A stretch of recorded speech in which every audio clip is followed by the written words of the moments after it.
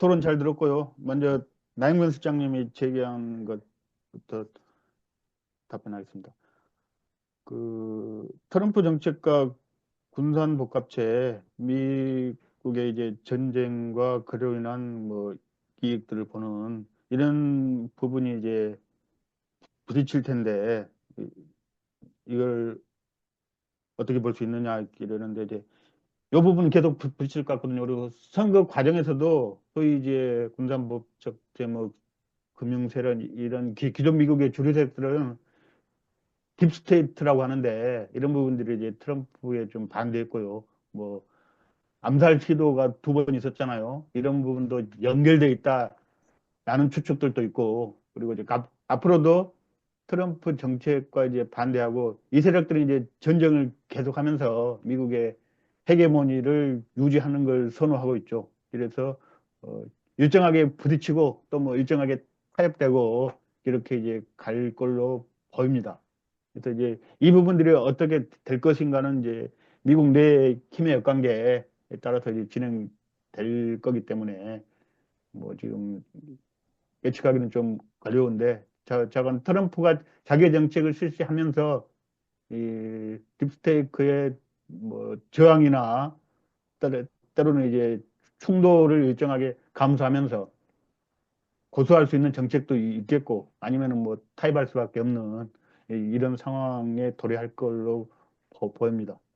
두 번째 이제 다극화 추세가 미국 주도에서 지금 중국과 러시아 주도가 상당히 그 높아지고 있고 또 브릭스의 영향도 세지고 있는데 이게 이제 다극화 속도가 어떻게 될 것인가 는 것인데 이게 이제 좀 중장기적인 시각에서 보면 사실 큰 건데 단기적으로 보면 이제 굉장히 또 느리게 보이거든요. 그리고 이제 달러를 대체하는 이런 뭐 국제 통화라든지 이런 부분들은 지금 이제 계산 단위로서의 통화를 만드는 것까지는 합의가 되는데 이게 이제 달러와 뭐 대체하는 그런 통화는 아니고요. 그래서 그런 부분들은 시간이 더 걸릴 것 같고 전체적인 속도는 미국과 그런 이제 다른 국가들의 연합과 자주적인 진출의 정도에 따라서 달라질 건데, 그래도 좀 중장기로 봤을 때는 예상보다는 빨라지지 않겠냐, 이렇게 봅니다. 그리고 세 번째 이제 이, 이런 변화에 대한 대응으로서 민주노총의 전략 수정이 필요한데, 민주노총은 이제 뭐 노동 현안 중심으로 이제 움직이고 있는데, 이런 이제 사회 변화에 따른 대응들이 필요하고요. 현재는 이제 사회 공공성 같은 건 사회 대개혁 전략 속에서 추진되고 있는데 아직까지 이제 내용도 약하고 또 이제 크게 이슈화되지 못하고 있는 상황입니다. 그리고 이제 그래서 민주노총은 윤태진 투쟁과 윤태진 이후 사회의 상들을 보여주면서 노동과 시민사회단체가 주도하고 그리고 이제 민주당을 압박하고 견인해서 사회대개혁 이제 방향들을 마련하고 그리고 이제 내용도 더 채우고 이런 걸 고민하고 있습니다. 예.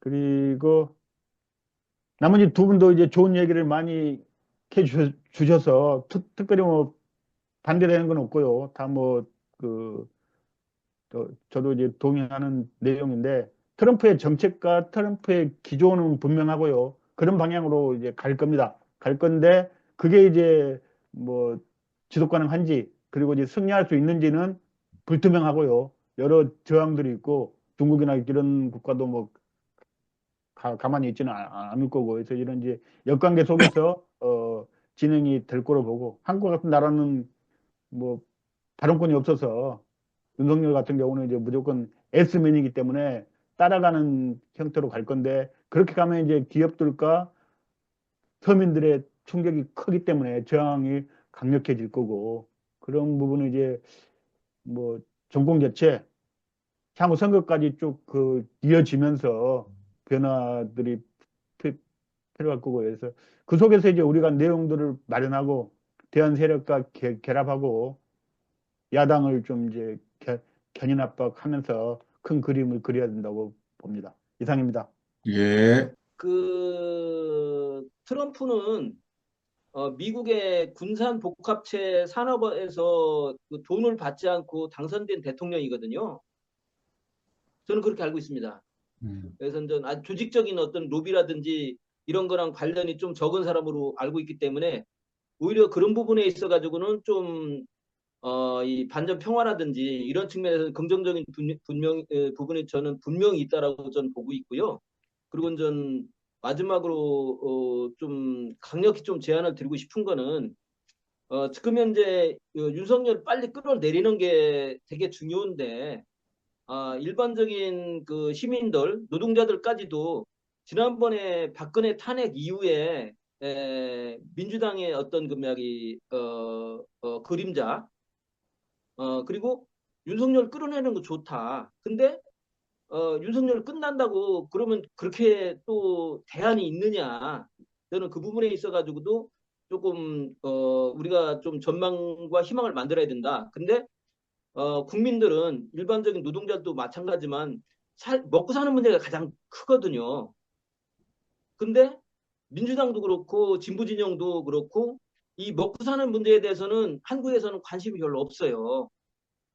그래서 경제정책, 산업정책, 윤석열 이후에 준비해 놓은 거 이것도 저는 좀 민주노총이 좀 주도가 돼서 일단은 민주당이랑 얘기하는 것보다도 민주노총이랑 시민사회를 랑 같이 해서 이 먹고 사는 문제, 산업정책, 경제정책, 국가 전략 이 부분들을 좀 같이 만들어서 오히려 우리가 이거 좀 주도권을 가지고 어떤 거를 모색을 했으면 좋겠다.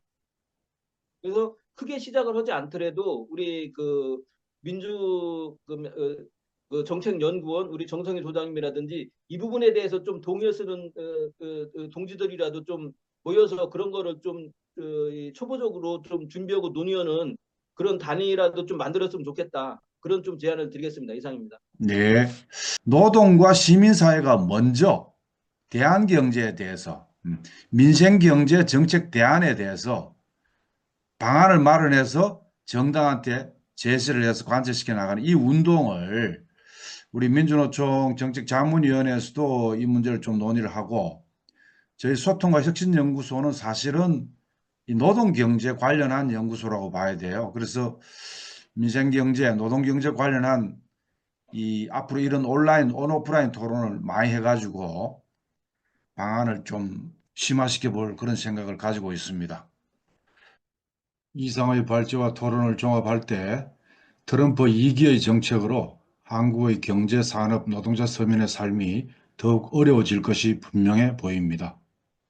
자주성을 상실하고 군사 주권만이 아니라 경제 주권까지 미국에 저당 잡힌 비참한 결과입니다. 한국 경제의 대안 역시 자립적 토대를 강화하고 공공성을 강화하고 내수 비중을 확대하는 동시에 남북 경제 협력, 한반도 평화 협력을 복원하고 중국, 러시아 등 브릭스 경제국과 연계해서 국제 무역, 국제 금융을 다변화하는 데 있다고 해야 할 것입니다.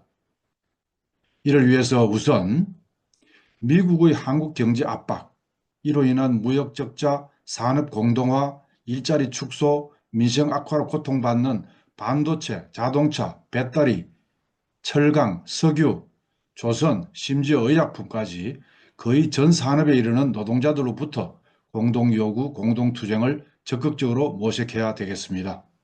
이제 관세 폭탄, 제조 공동화, 민생 파탄 주범 미국은 물러가라고 외쳐야 합니다. 경제 파탄, 대량 실업, 전쟁 위기 조장까지 친미 굴종 정권 퇴진하라고 외쳐야 한다고 생각합니다. 오늘 좋은 토론 감사합니다.